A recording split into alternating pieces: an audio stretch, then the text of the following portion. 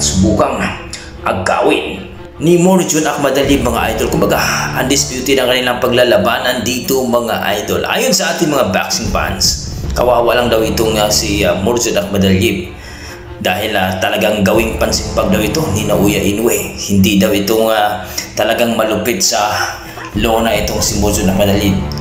Puro lang daw ito depensa pero wala naman daw opensa mga idol. Hindi nga daw ito umubra kay Marlon Tapales. Tinalo daw ito ni Marlon Tapales mga idol, kaya hindi umaasa ang mga boxing fans na mananalo itong si Ahmad-Ali.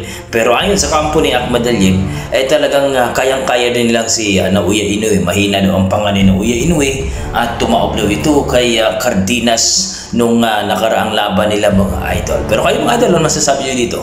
Kakayanin kaya ni Morjun Ahmad-Ali itong si Naoya Inoue o ganon pa rin mangyayari sa mga nakalaban ni Naoya Inoue na pagagapangin lang din?